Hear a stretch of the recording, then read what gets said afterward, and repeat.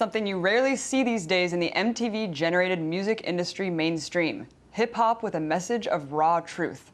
Felipe Coronel, better known as Immortal Technique, is a Peruvian-born, Harlem-raised hip-hop artist and political activist. A self-described social guerrilla, Tech's views about politics, religion, classism, and racism are expressed poetically and powerfully through his lyrics. And some of his albums pack more historical relevance than an entire school history book. To maintain control over his work, Tech has never signed with a label, which gives him ultimate freedom of expression. He's a vocal supporter of many political movements and struggles for justice. Since the Occupy Wall Street movement started last year, he's been an active voice of support for the cause. And now a new documentary coming out July 10th gives us an intimate look at his life, music, and activism. Here's a sneak peek. You symbolize the voice of truth all around the world in the name of rap music and hip-hop. If I was somewhere else simply because of the music I made, then there was nowhere it couldn't take me. Can I have a platform where I can still be me, tell my truth, and make some money so I can take care of my loved one? There's a reason that picks his pen up. Immortal Technique is one of the most dangerous artists in America. To join me now in studio to discuss more about his beliefs and his work is Immortal Technique himself. Thanks for coming in studio, Thank you very much. I appreciate your time. Why do you think that politically conscious hip-hop is not more in the mainstream today? The reality of this is that it wasn't always that way. That in the during the birth of hip-hop and then subsequently about a decade afterwards, there was always a presence of that griot voice, that voice of truth, whether it was Public Enemy and others, X-Clan, individuals who brought these taboo subjects, these things that were supposed to be resolved by civil rights struggles, which were never resolved, things like racism and classism, unspoken truths, the black eye of America, things that I felt were necessary to describe, especially in an age where we're at war with an idea of terrorism, rather than the causes of such a thing. So I think that for me, it was important to maintain as much control over my art form as possible, which is why I chose to be independent and become the label myself, as opposed to signing with a large corporation that would then have a process of approval over the work that I do. And honestly, you know, would probably make a lot less money per unit. And that's always good to have more economic control as well. I think someone said it best, you can't have political sovereignty without having economic sovereignty. Indeed. What do you think changed in the industry, though? I mean, you're saying, you know, we had Wu-Tang and all these people that you're talking about now, and it just seems like now it's so manufactured. Do you think that it's an element or a mechanism of control to keep kids kind of out of touch with these subjects? You know, I'm not responsible for that far-reaching conspiracy theory, but I think that there are a group of people who feel that the corporate system specifically targeted that sort of message and said, no, we want to turn this into an entertainment form. You know, and in entertainment, you know, if you don't like the idea that they did that with that, then you're not going to like what they do with TV either. The way they tell people, oh, you know what? No, honey, you're too fat. You're going to have to go throw up somewhere in order to be on television. Or, you know what, bro, you know, we want to put this on you, or, you know, you're going to play this sort of character. Everything, you know, it's turned into almost a caricature of itself. Not that everything is like that. Just saying that in the majority of mainstream things that you'll find, it's kind of built around that. They found a cookie cutter, the same way Hollywood did, you know? Hollywood got tired of doing original stuff, so they said, hey, let's just remake all this stuff from the 80s, and then we're gonna rape a bunch of cartoon series and make this come to life, and, you know, the kid and everyone who's 30 or 40 will go see it now. Now, mind you, they do this in a very, very creative way sometimes, and sometimes it's a flop. So it's just hit and miss. And I think that for me, the way that it was explained when I was a lot younger was that hip-hop always had these two characteristics. In the same way, you know, on a plantation, people sang songs not because they felt happy of being there, but because they imagined another life. Swing low, sweet chariot, coming forth to carry me home, to take me to another life. And then there was a different slave that said, no, man, this plantation is, we're gonna get out of here right now. So in hip-hop, not everybody wants to hear misery and chaos and destruction. Sure, we want to party, we want to dance, but there has to be a balance, because we cannot become a caricature of ourselves. People cannot be defined by one specific tiny thing that happens to be a piece of who they are. You know, and I think that marginalization was given free range by the industry rather than being curtailed and held to a higher standard. And talking about just corporations wanting to maximize their profits, and that's really why we see a lot of the ills in this world. Let's talk a little bit about the upcoming Bilderberg Group coming up this weekend in Chantilly. When you think of groups like this, the Trilateral Commission, all of these New World Order elitist establishments, think tanks, let's say, do you think that there's a more sinister thing going on, that there's this nefarious group of people trying to control or dominate the globe? Or do you just look at it, like you just said, and just say, it's just a group of rich elitists trying to maximize company profits from all across the spectrum? Well, I think that when you discuss it, you don't need to use these ideas of you know, that a fanatic would rely on to say, hey, you know, maybe they're planning some secret attack or something. No, but all corporations are a nation unto themselves. You know, they're defined as a human being, even though the majority of them and practically all of them are soulless.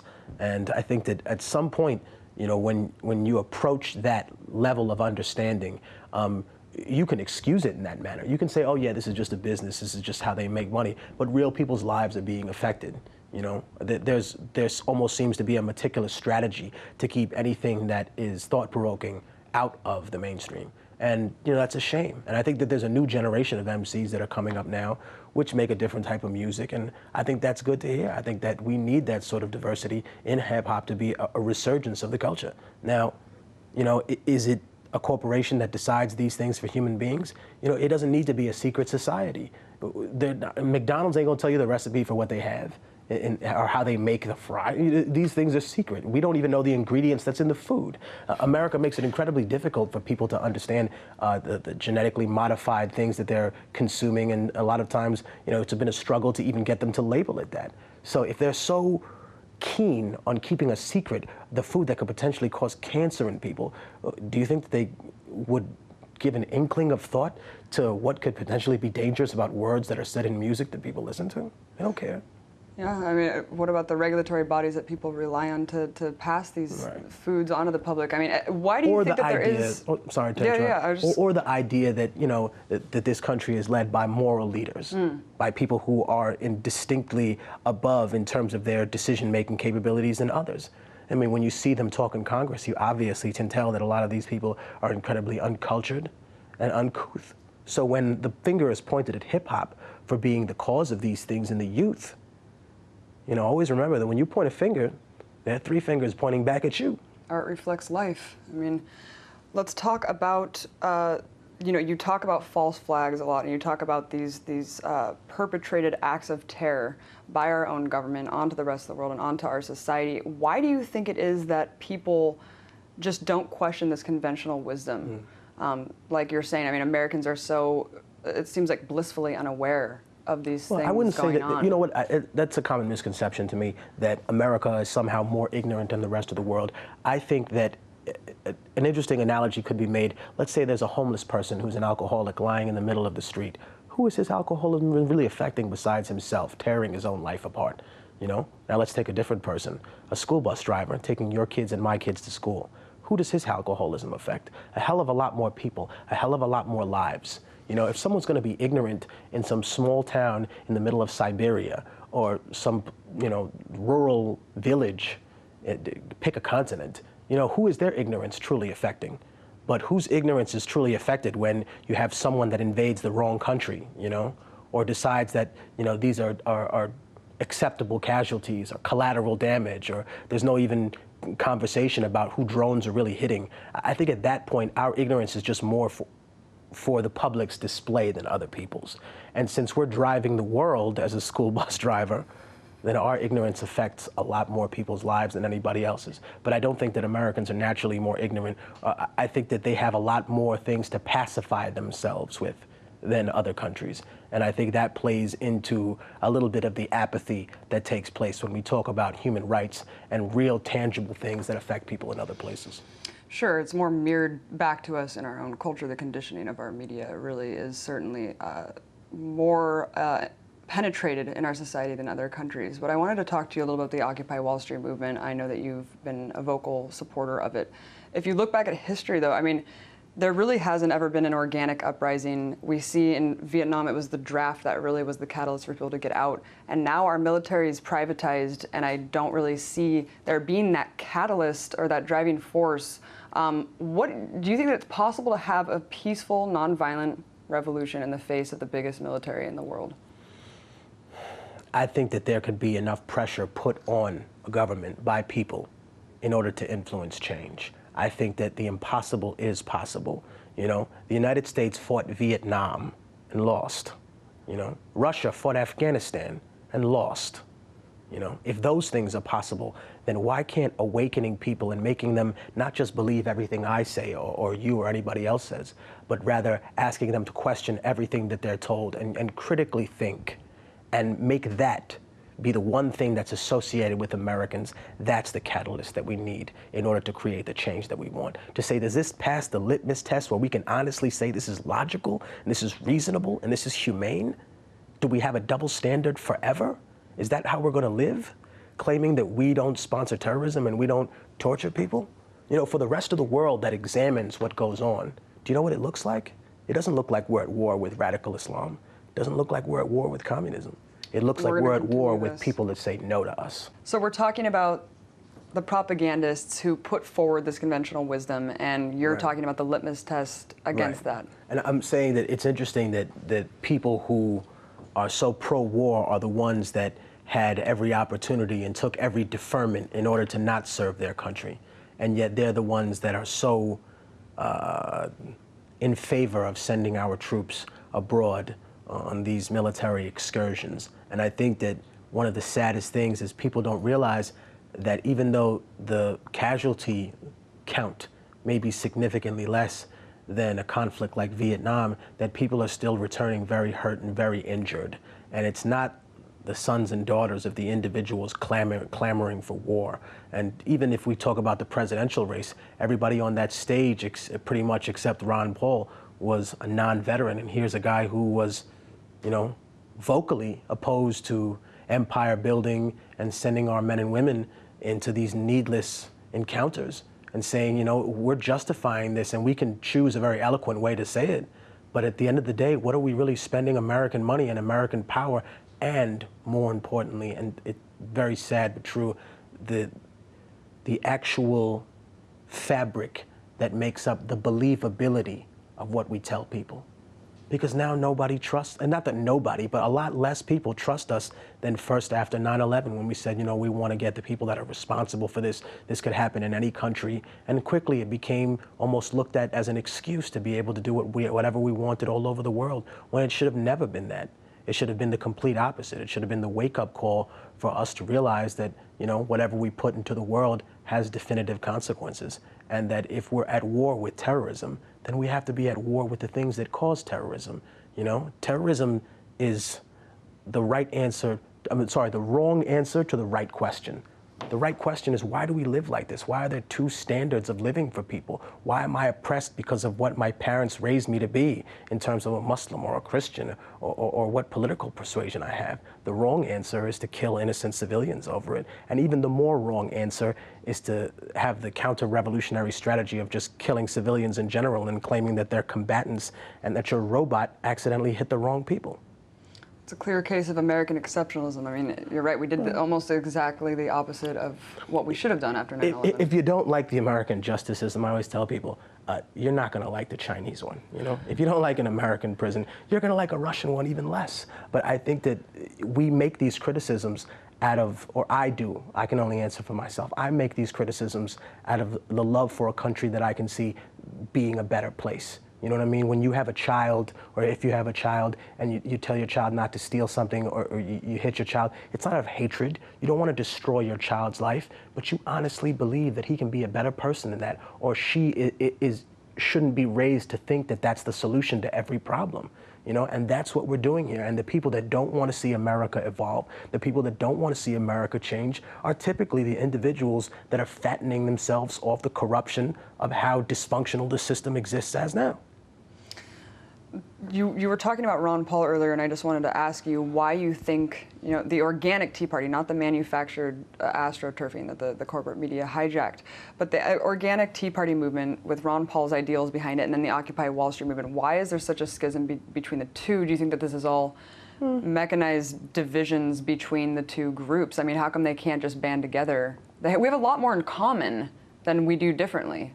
I think that's definitely true. I think more conversation should actually be taking place between those people that are quote unquote anti-government. And then you'll see who really is anti-government, who really is anti-war. Because the same criticism can be made of the left when they had all these huge anti-war rallies during the Bush administration. And now during the Obama administration, you see who's still down with the cause and who's not. The truth cuts both ways.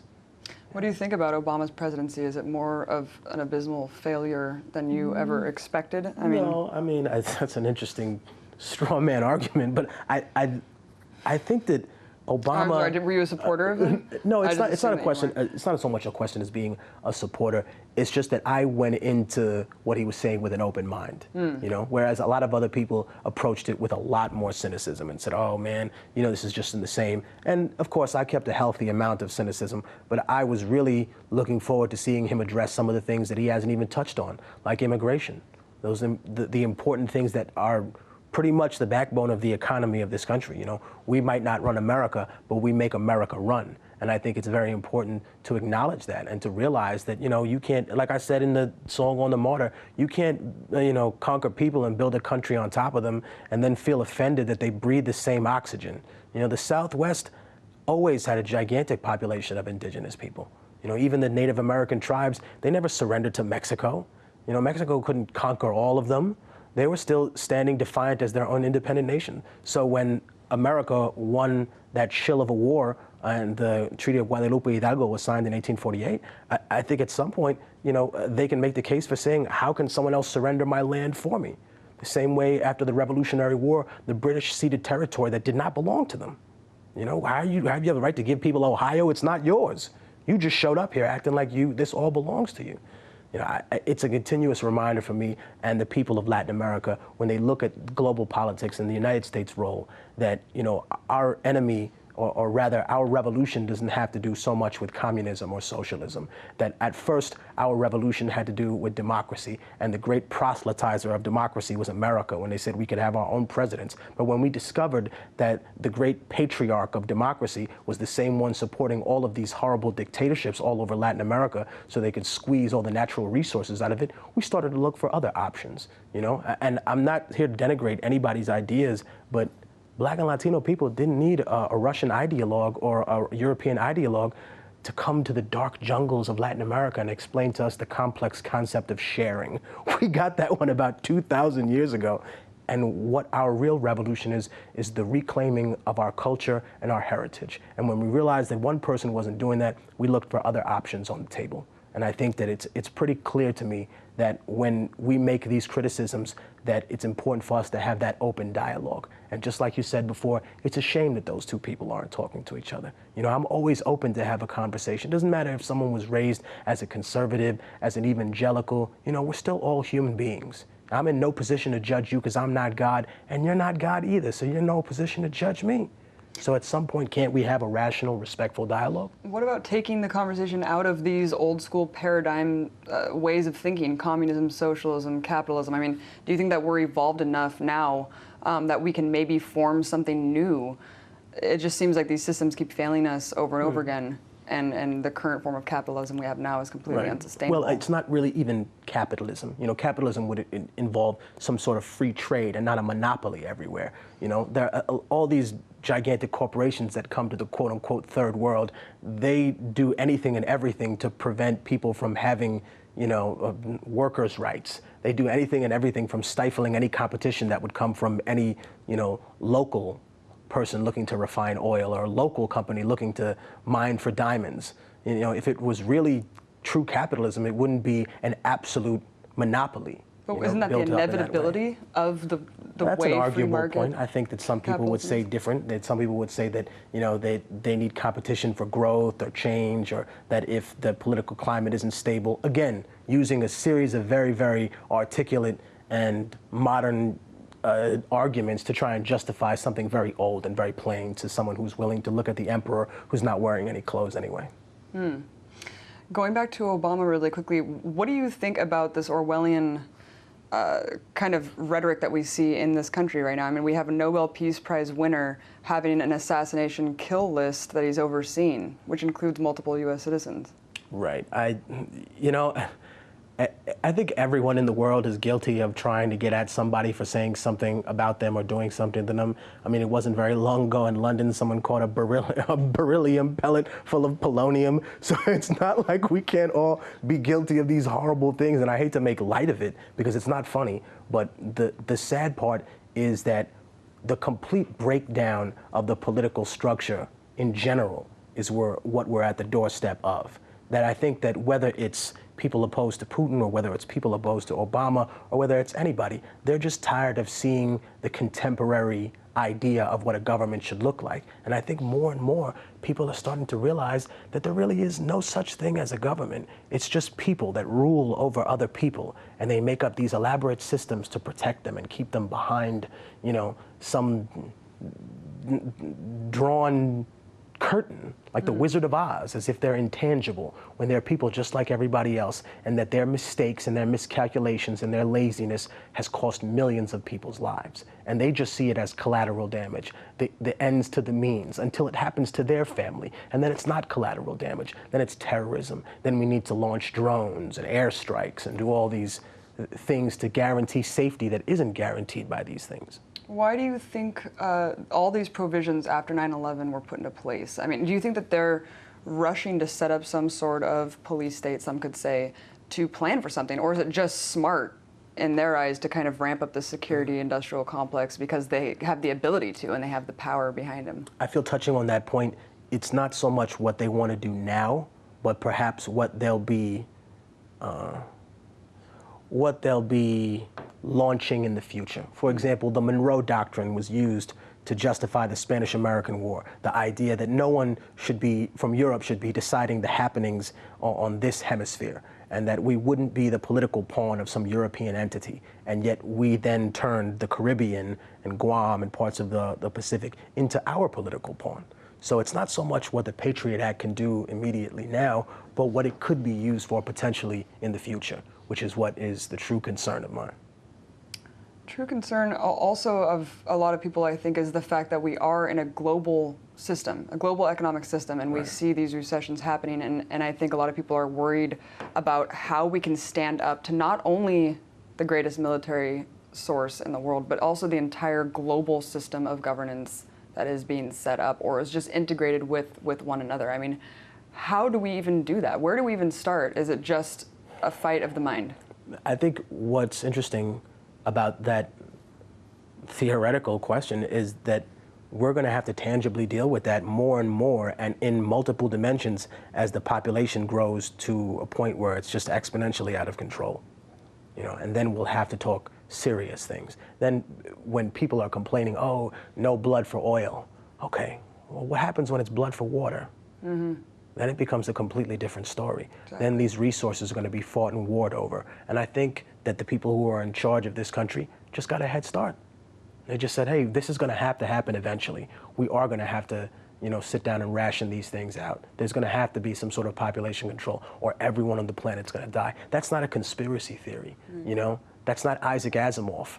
That's reality. That's the reality that we're living in right now. A planet that can no longer sustain the population that we grow on it, especially not in the way that we live now, the wasteful way, the idea that people invent the cure for a disease looking for money rather than the gratification of knowing that someone who's going to die of something completely for the fact that they were born into a poor family. But what about these global elites who are setting up these policies, are they that short-sighted that they don't know that water, obviously water is not infinite, it's finite, it's cyclical, and so is everything else that we're talking about, all these energy resources. Are they so short-sighted to not see that this is destroying? I can't answer for the Bilderberg It is just group. a rhetorical. I can only wonder what they think. But I think that the majority of people who are in power now are people who were handed the power by somebody else and who learn to rule over other people and see that as their place rather than being other people. You know, a revolutionary doesn't go places to, you know, to bring freedom to people. He finds it among them first. I think that's the difference, that we're not looking at this country for all the benefits that it has. Some people look at it like a beautiful lady, like, wow, this is something we can build on, that we can create. And other people are just looking to rape her for as much as they can get and then move on. So much so that they don't even want to be a citizen of the country anymore, so they don't have to pay those taxes. Right. People who love America so much, but they don't want to pay anything into the program. You know, you can't have it both ways. If you want to have a gigantic military industrial budget, then, you know, the Romneys of the world got to put up that bread. You know, and then if you want to swing to the left and use the alternate criticism, then you have to say, you know, when you're a limousine liberal, you're going to have to get out of that car and get your hands dirty sometimes if you really want to be the change in the world that you say that you want to see.